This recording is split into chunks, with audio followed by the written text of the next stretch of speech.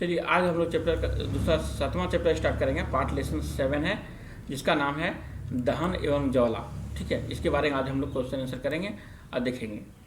तो चलिए इसका सबसे पहले जो है इसका जो 1 मार्क्स का होता है उसको हम लोग कर लेते हैं अभ्यास का प्रश्न में। ठीक है, तो चलिए हम लोग वहाँ करते हैं दहन की प्रक्रिया।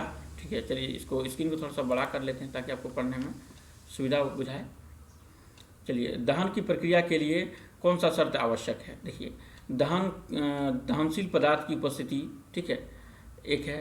दूसरा पदार्थ के ज्वलन ताप की प्राप्ति, तो पदार्थ के ज्वलन ताप की प्राप्ति के लिए जो है उत्तरदायी। ईंधन का ऊष्मीयमान सबसे अधिक किस में होता है, तो सबसे ऊष्मीयमान सबसे अधिक जिसमें होता है एलपीजी गैस में होता है।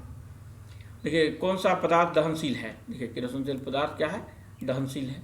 ये सब जो दहनशील नहीं है, जो जल्दी आग लग जाता है, इस सब में से वो नहीं है। लोहा कील नहीं लगेगा, कांच में भी लगेगा, सीमेंट भी लगेगा, लेकिन केरोसिन तेल में जो है जल्दी आग लग जाएगा। यह दहनशील पदार्थ है। ठीक है, कौन सा पदार्थ अदहनशील है, वो नहीं जलेगा। तो पत्थर को हम लोग कभी आग लगाने जलेगा, नहीं जलेगा, अदहनशील पदार्थ है।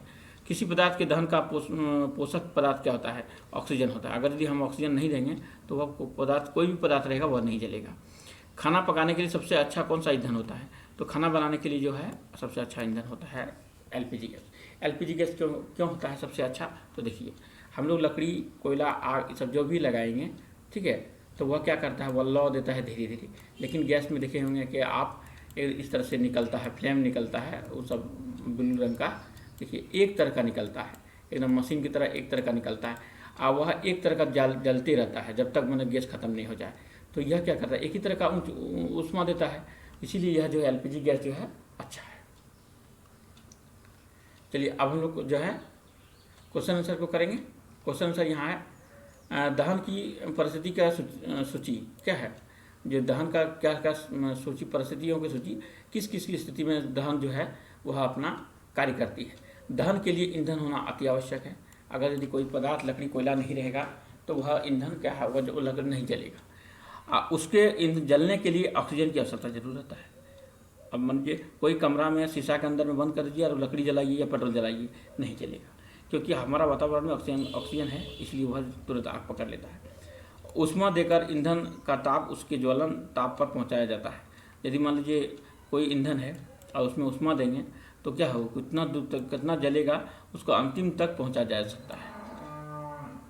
अब ईंधन के रूप में एलपीजी या लकड़ी की तुलना में कीजिए। देखिए अब अभी पहले बताएं कि लकड़ी का तुलना कीजिए, कोई आदमी लकड़ी जला रहा है और कोई आदमी गैस जला रहा है, तो कौन अच्छा है, तो ये गैस अच्छा है। क्योंकि सबसे पहले हम लोग छोटा छोटा बात को जानते हैं।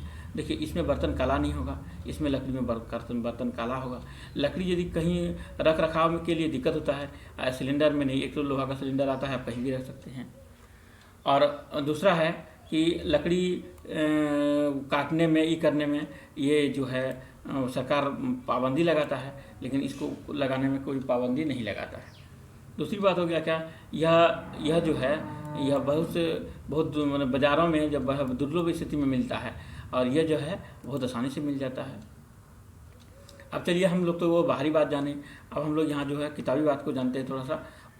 उसका ऊष्मीय मान बहुत उच्च होता है। इसमें आपको बोलेंगे तुरंत एक जल्दी गर्म होता है, एक तरह का आँच देता है। इसका क्या होता है, इसका ऊष्मीय मान क्या था, तुलना में कम होता है।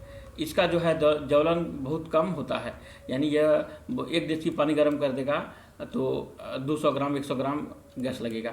लेकिन इसमें इसको मतलब कितना 5-6 किलो लकड़ी जला देगा तब आपको जलने का पानी गर्म कर सकता है, यानी ज्वलन बहुत अधिक होता है, इसीलिए इसे जलाने में के लिए उपयोग में लाया जाता है। ठीक है, अब दूसरा है के लिए अधिक ऊर्जा नहीं हो पड़ती है। उसमें जो जलाने के लिए है इसमें कम ऊर्जा पड़ता है, इसमें अधिक ऊर्जा जरूरत पड़ता है। यह बिना धुआं जलता है, या इसमें लकड़ी में धुआं देना पड़ता है। अब प्रदूषण भी होता है, ये प्रदूषण भी नहीं होता है। इसके जलने पर कोई विषैला गैस उत्पन्न नहीं होता है। देखिए इसके जलने पर विषैला गैस उत्पन्न होता है, और भंडारित करने में भी आवश्यकता दिक्कत होता है।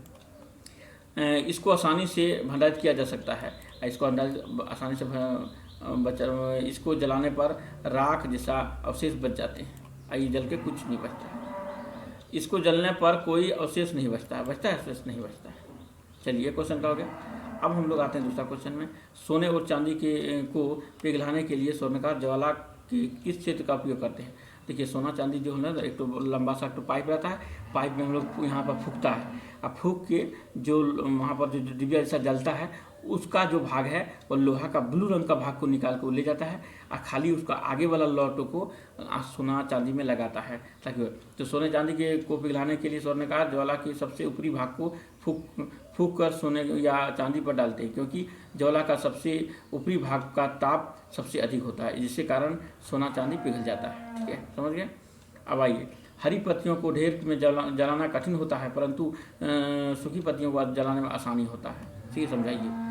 क्योंकि हरी पत्ती में जल अधिक मात्रा में उपस्थित होता है, जो हरी पत्तियों को जलाने के लिए दी गई ऊष्मा को अवशोषित कर लेता है, उसके ज्वलन ताप बढ़ने नहीं देता है। सूखी पत्तियों में नहीं होने के कारण, पानी नहीं होने के कारण ये जल्दी आग पकड़ लेती है, क्योंकि इसके जलने के लिए दी गई ऊष्मा इसके ताप के शीघ्र ही इनको ज्वलन ताप तक पहुंचा देता है और इसे ज्वाला जलना शुरू कर देता है। ठीक है, अब मान लीजिए लकड़ी में पानी भिंगा रहता है, तो पहले आग कोई हमको आग लगाएंगे, तो आग लगाएंगे तो पहले पानी को सूखने का काम करेगा, ये पानी को सुखाएगा, तो सुखाने में मान लीजिए इसको 15 मिनट लग गया, तो 15 मिनट उसके बाद फिर सुखाया, फिर जलाना, फिर लगे 5 मिनट के बाद ही जलेगा, तो उतना तो हमारा जो जितना लकड़ी है इसको में तो उतना ढेर जल जाएगा।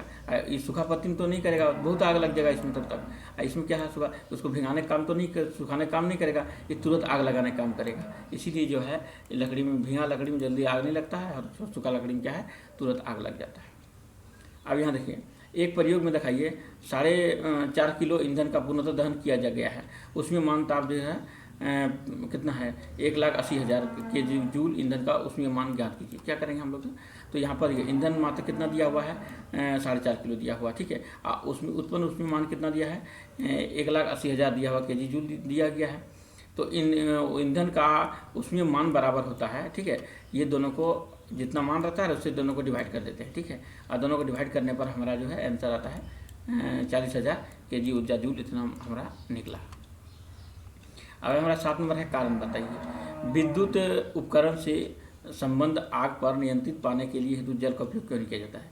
देखिए, विद्युत उपकरण में संबंध आग पर नियंत्रण पाने के लिए हम जल का इस्तेमाल नहीं किया जाता, क्योंकि पानी विद्युत का सुचालक है, और जब वह जल नहीं नग्न किसी जीवित तार पर गिर जाए तो जल फेंकने वाले व्यक्ति को बहुत तेज झटका लगता है, इसलिए इसकी मृत्यु भी हो सकती है। इसलिए क्या करता है कि हम लोग जब बिजली से आग लगता है तो हम लोग पानी नहीं डालते हैं वहाँ पर, हम लोग दूसरा चीज़ का उपयोग, बालू का या और दूसरा चीज़ का उपयोग करते हैं।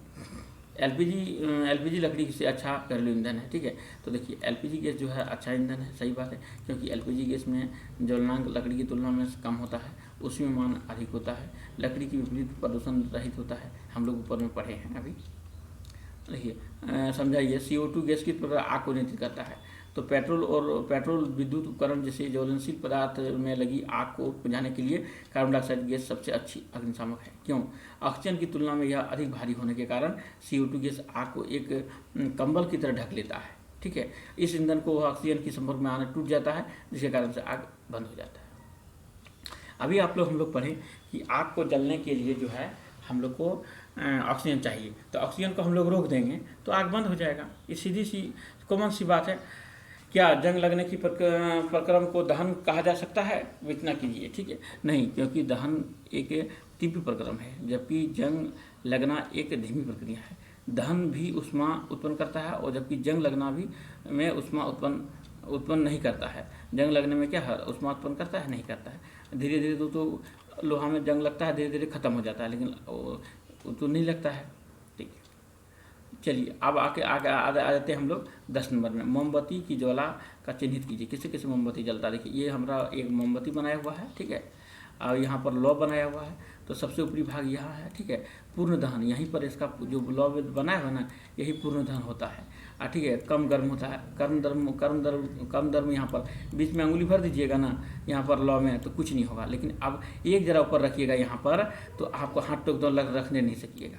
ठीक है, आंशिक दहन यहाँ जो है आंशिक दहन है, मध्य क्षेत्र का यहाँ पर है, और सबसे कम गर्म भाग होता है इसका यहाँ पर, सबसे कम गर्म होता है। बिना जली हुई मोमबत्ती, तो इसीलिए कम कम इसलिए होता है। लेकिन मोमबत्ती में तो बाती जैसा होता है ना, देखिए ना बाती मैंने इसका धागा का रहता है, लेकिन वो जलता है, आसपास लौ फेंकता है, लेकिन वो नहीं जलता है, बहुत कम जलता है। इसका यहाँ जितना मोमबत्ती का जो है विलयन भाग है वह सबको जल के खत्म होता है। अब 11 नंबर है, समझाइए कि मोटर वाहन में सीएनजी गैस उपयोग से हमारे घरसालों को प्रदूषित कम होगा। हाँ, सही बात है। देखिए, सीएनजी गैस का उपयोग नाइट्रोजन और ऑक्साइडों के उत्पन्न से अल्प मात्रा में करती है। पेट्रोल जलने से दौरान बिना जले कार्बन कण छोड़ते हैं, और जबकि क्या करता है, दमा जैसा श्वास रोग उत्पन्न करते हैं, जिससे सीएनजी गैस से बड़ा कोई बीमारी नहीं करता है। सीएनजी गैस चलता है कैसे, मान लीजिए जैसे अगर जैसे हम लोग पेट्रोल यदि किसी शरीर में छींट देंगे तो वह तुरंत उड़ जाता है, तो उसी प्रकार से वह सीएनजी गैस जो होता है वहाँ पर, जैसे वहाँ पर कार में हम लोग या मोटरसाइकिल में या कोई चीज़ में जैसे डालते हैं तो वह जलता है, लेकिन वह धुआं नहीं देता है। इसलिए क्या है, वह प्रदूषित रहित गैस है, प्रदूषित उसमें नहीं होता है। अब हम लोग नेक्स्ट चैप्टर को करेंगे। आज इतना ही, धन्यवाद।